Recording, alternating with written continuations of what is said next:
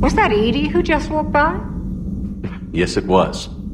Joker is going to have a field day with this. How are you, Commander?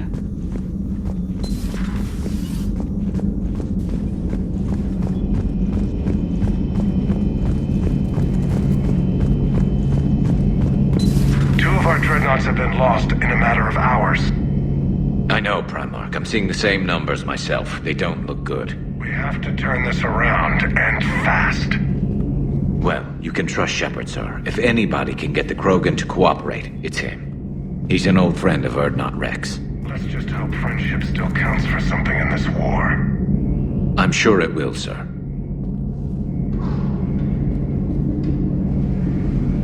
Garrus. Didn't waste any time getting to work, I see. After what I've been through lately, calibrating a giant gun is a vacation. Gives me something to focus on. We're gonna need you for more than your aim. Oh, I'm ready for it. But I'm pretty sure we'll still need giant guns. And lots of them. Sovereign didn't go down without a fight. I doubt 1,000 more of his friends will be any different. Still not convinced I should have left Palaven behind. There was a boy back on Earth. Couldn't have been more than 6 or 7. I watched him die as the Normandy escaped the attack. Somehow I'm still alive. And he's not. Being right about the Reapers has never felt much like a victory, has it? We both knew this fight would be tough. Damned if the Reapers haven't delivered. At least my government listened to me. Or pretended to. They finally gave me a task force as a token to shut me up. So you're their expert advisor now? Just followed your example, Shepard. Yell loud enough and someone will eventually come over to see what all the fuss is about. Not that they'll actually do anything about it. Until hell shows up at their door. Then they put you in charge. Not like the old days, is it? Rogue Spectre and C-Sec agents running and gunning outside the lines, making it up as we went along. We're actually respectable now. Yeah. I have a feeling that respect comes with a lot of sleepless nights. I can't even count how many lives are depending on us, Garrus. Well, when things are looking grim, and I'm pretty sure they will, just remember, a certain Turian friend of yours isn't sleeping any better, and he'd be more than happy to meet you at the bar and drink you under the table. Something else you want to talk about? You mentioned you still had family on Palaven. My father is there. Sister, too. How long has it been since you heard from them? Long enough to be worried.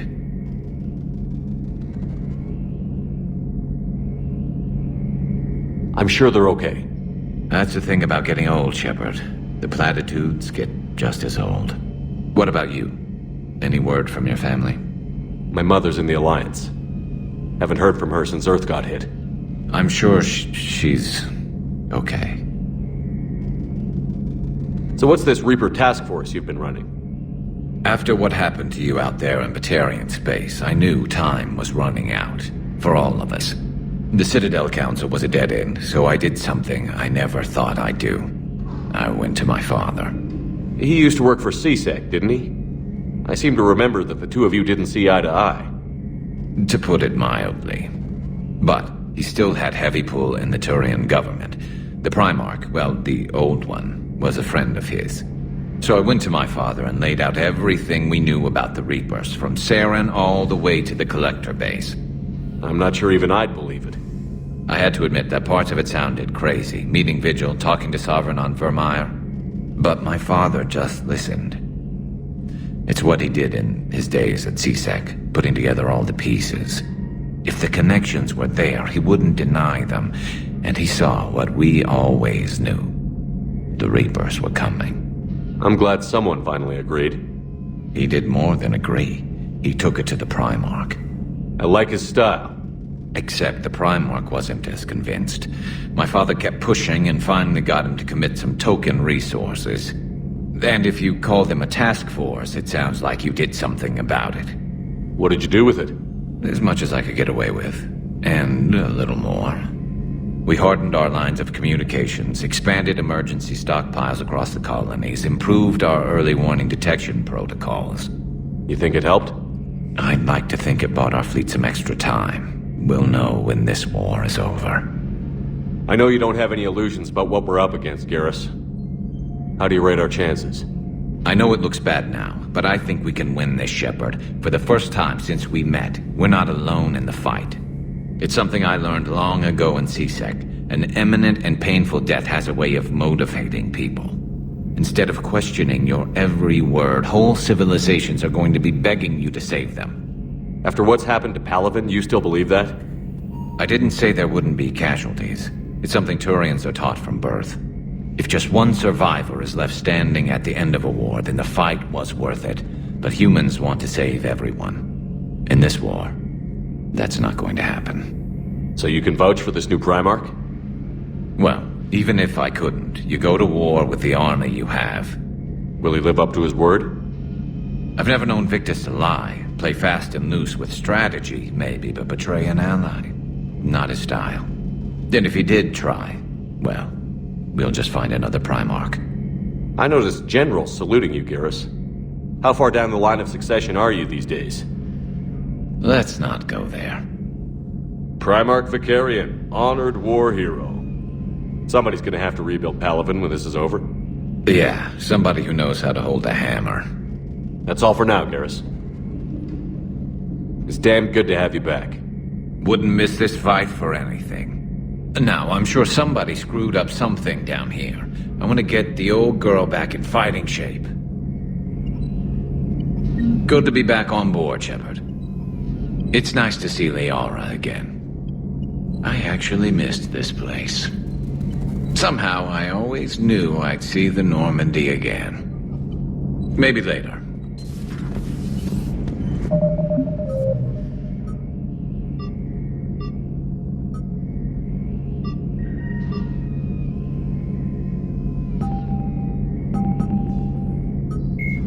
The Reaper weapon, nicknamed Black Star, is so advanced that Alliance scientists can only offer speculation about how it works. The gun appears to exploit an Element Zero core and mass effect fields to fire gravitational singularities, micro-black holes that revert to their natural lethality when they impact a solid object. Researchers theorize that the blast tears apart the strong nuclear forces that hold the target's atoms together, resulting in a localized fusion reaction in light atoms and a localized fission reaction in heavy atoms.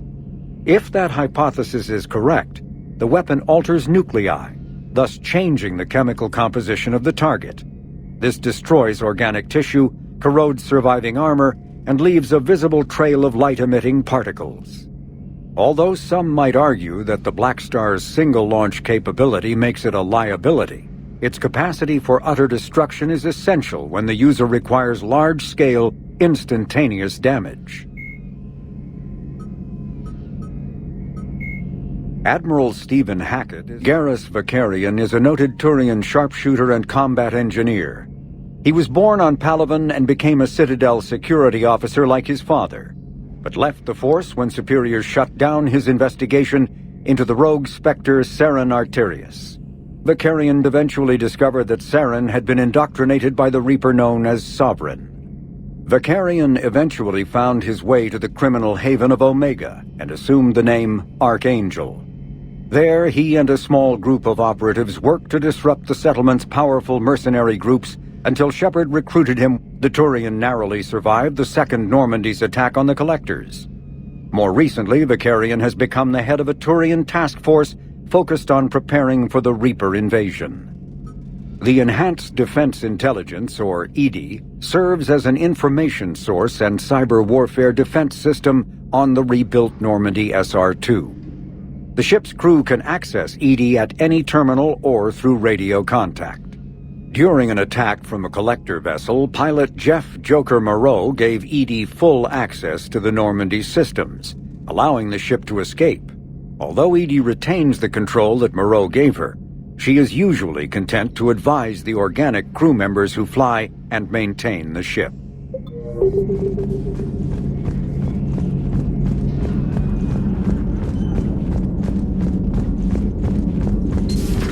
You're positive you don't want to come over and talk? No, the gun battery is nice and quiet. If I throw down some rugs, it'll get downright cozy. Garrus, I'll be fine, Liara. Just gathering some thoughts. All right. Something on your mind? Just old memories. I spent a few weeks on Palavin's South Peaks when I was very, very young. A Turian there teased me a little, saying that the mountains went on forever. I remember believing him. When I looked up at Palavin from its moon, I saw those same mountains burning. Feel free to look around.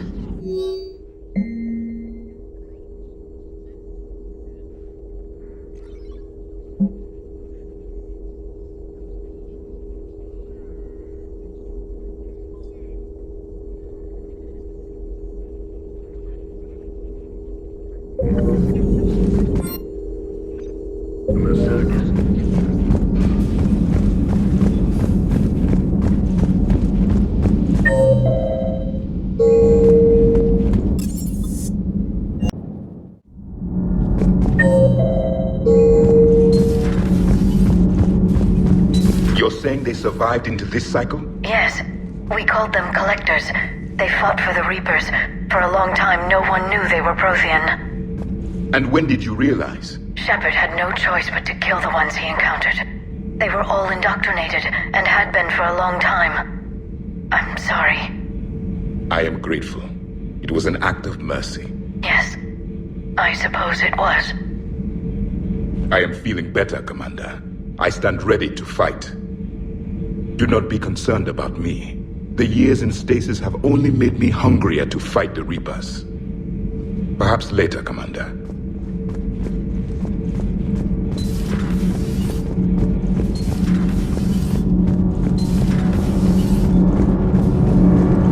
Commander.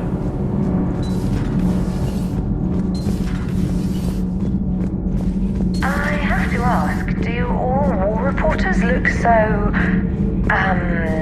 feminine? I mean, you're made up so well. We actually have a research department for that. They focus test looks, voice, manner. Apparently, girly is good. Sorry, pay more attention. Solarians relate to high-pitched voices. And Turians? Turians are nuts. A civilization of war nerds. Loyal viewers, but they write the creepiest fan mail. Uzmek was that. She has got some curves.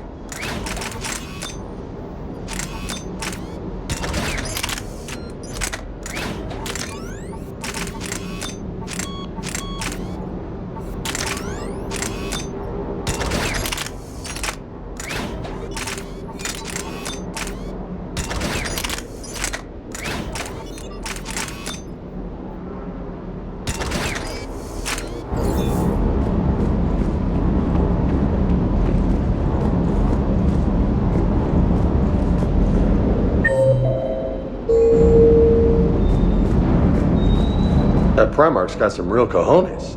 What we need are more politicians like him, taking names and kicking ass. Do you hear that hum? Is that just me?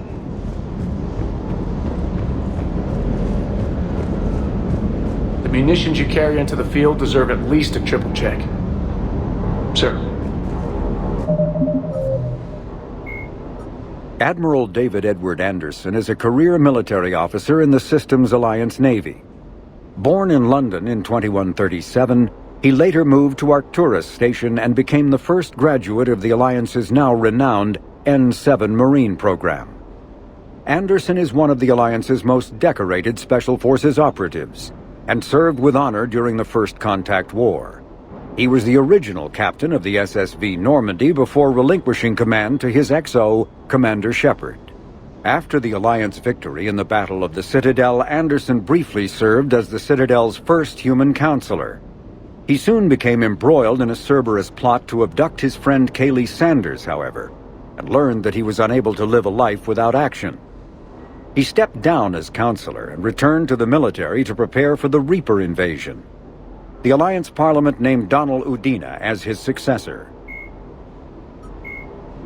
The Citadel races have classified the known variants of Reapers into 4 types. Capital ships are Sovereign-class Reapers 2 kilometers in length.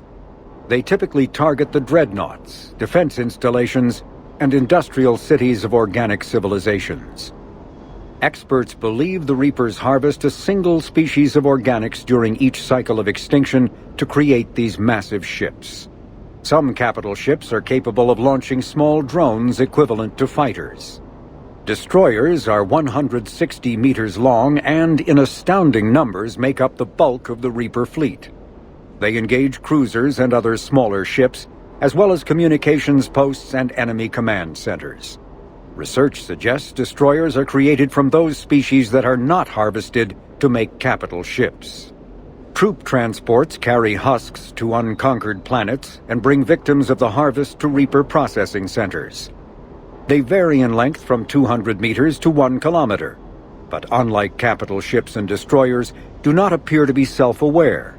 Instead, other Reapers operate troop transports remotely. Processors, also called slaughter ships, are mobile centers for mass DNA harvesting.